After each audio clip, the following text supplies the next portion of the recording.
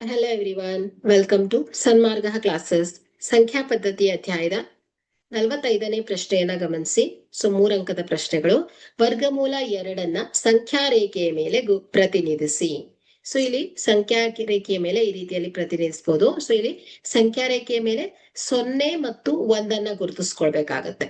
Okay, 0 ಮತ್ತು 1ಅನ್ನ ಗುರುತಿಸ್ಕೊಳ್ಳಿ. ಇಲ್ಲಿ OA, okay, so OA is equal to ಎಷ್ಟು ಹೇಳಿ, 1 ಮಾನದಷ್ಟು ಇರಲಿ. ಓಕೆ, ಸೊ ಇಲ್ಲಿ ಬಿಂದು ಎ ನಲ್ಲಿ ಸಂಖ್ಯಾ ರೇಖೆಗೆ ಲಂಬವಾಗಿ ಅಂದ್ರೆ A B is equal to 1 so ಮಾನ ಇರುವಂತೆ ನಾವೇನ್ ಮಾಡ್ಬೇಕು, ಒಂದು ಲಂಬ ರೇಖೆಯನ್ನ ಹೇಳ್ಕೊಳ್ಬೇಕಾಗತ್ತೆ. ಸೊ ಓ ಬಿ ಅನ್ನ ಸೇರಿಸಿ.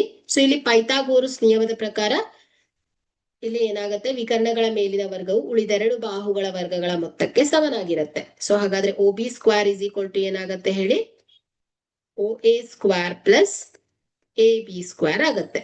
So OB square is equal to 1 square plus 1 square is equal to 2 ಆಗತ್ತೆ. ಹಾಗಾದ್ರೆ OB is equal to ಎಷ್ಟು ಬರುತ್ತೆ ಹೇಳಿ, ವರ್ಗಮೂಲ 2 ಬರುತ್ತೆ.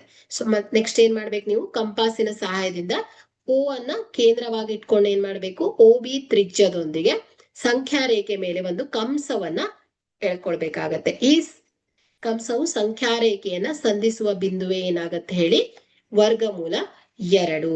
ಸೊ ಈ ಬಿಂದುವು ಸಂಖ್ಯಾ ರೇಖೆ ಮೇಲೆ ವರ್ಗಮೂಲ 2ಅನ್ನ ಪ್ರತಿನಿಧಿಸುತ್ತೆ.